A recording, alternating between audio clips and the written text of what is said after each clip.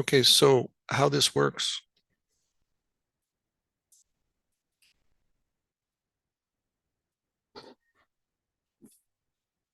building a dream, this energetic field, giving it life. Probably the most powerful thing you can give it is faith. The mechanics of being your future self and seeing it done is a vehicle to put faith in this is going to happen. Matter of fact, it feels like it's already happened. I'm so sure it's going to happen. Like, no doubt it's going to happen. I feel it's already there. I just need to go through the steps, and of course, it's going to come together. That feeling it's that way, so that you have that perspective and feeling of yes, it's going to happen, is faith in the dream. That's an energy that emanates outward and basically instructs the universe, build this. Here is the architectural plans of the dream. Bring in the the resources, build this. This is how the world, reality, simulation, dreaming world takes your instructions and builds your world for you as a mirror copy to the one you've sent out the instructions. You dream it on the inside, you send out the instructions, and then says, okay, we'll build you a copy of that.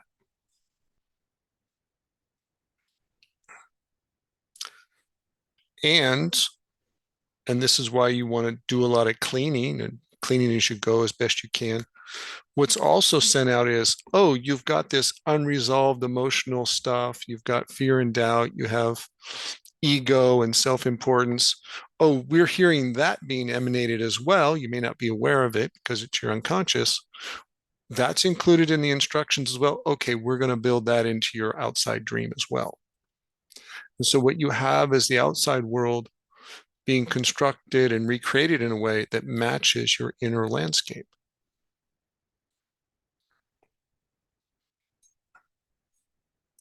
And this is why it's very helpful to have your inner landscape as clean of fear and doubt and self-importance as much as possible. And if there's fear and doubt and self-importance in there, don't worry. The premise still works that you build a better external world experience than your unconscious self did in the previous versions, right? So your new conscious with love, with gratitude version is better than the one you have now. Okay.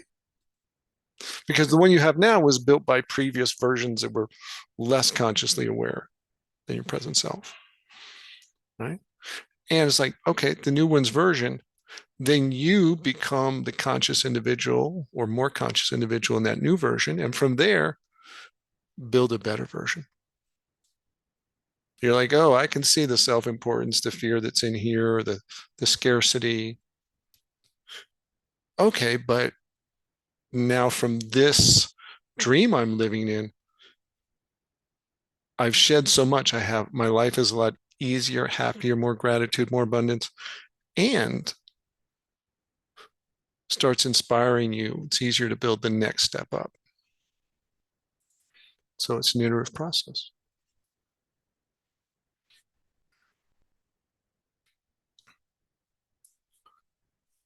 I think this is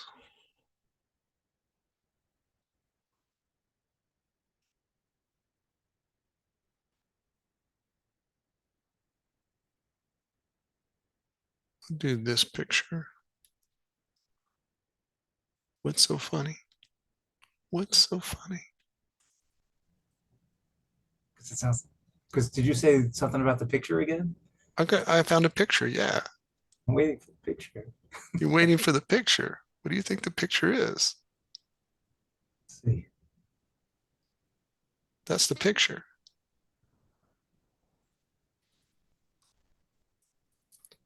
That's a little bubble. And on that bubble is the universe reflected back. Because how does the universe know what you want? The universe is, it's all one of the models I use. Oops, it's all light and mirrors, folks. Oops.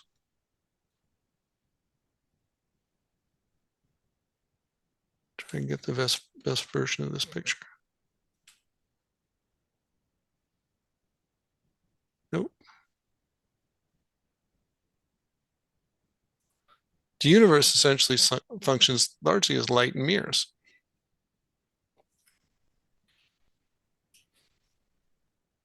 More on that later. But everything's reflecting light. All matter is reflecting light. Okay, everything is seen because it's reflecting light. All matter is a mirror. The circle, the sphere in that picture is taking information from every direction, basically even from the stars in the sky. The light's coming in, and there's a miniature model of the world in that sphere.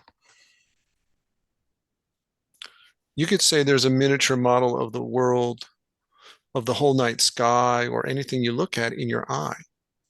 You have a reflected world in your eye, in your mind's eye.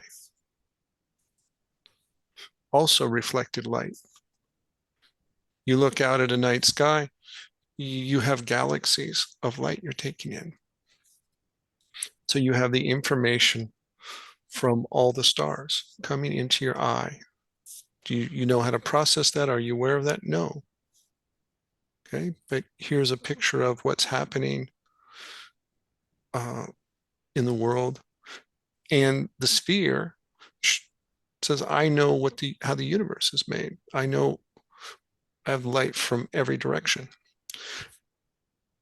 Well, you're like that sphere in the dream you built, and you send out gratitude for your creation. And what are you doing? You're extending the light out in the world, and you're saying, shh, paint this.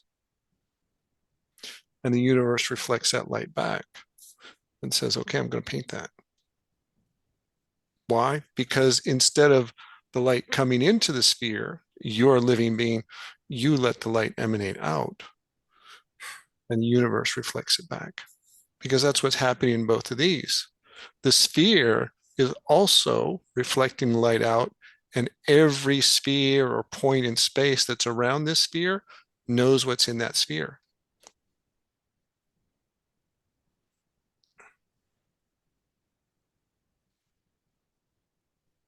And this is how the universe communicates with itself, light reflecting light. Every object is a mirror, every point in space is a mirror reflecting every other point.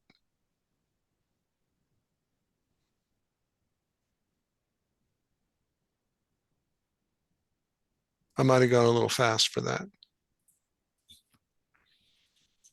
but there's a copy of parts of the world and the universe in every eyeball that's assembling it, just in every sphere that's assembling it. And the same happens, say if we have, let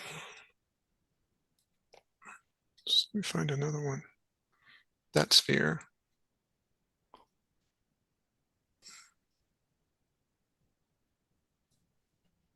All right.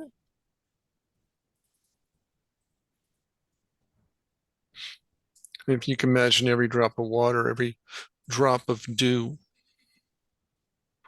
in the morning has on it painted the whole landscape of the world around it. So every drop of water is a sphere making a copy of the world. It knows what's in the world and what's going on over there, and the world knows what's in that drop.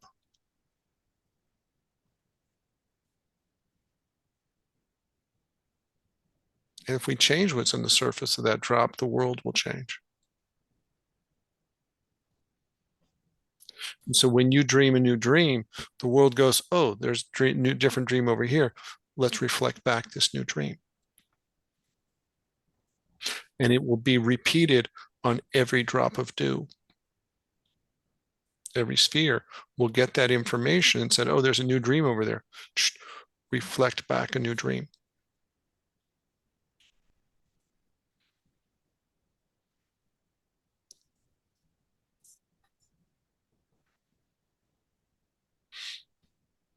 Does that make sense?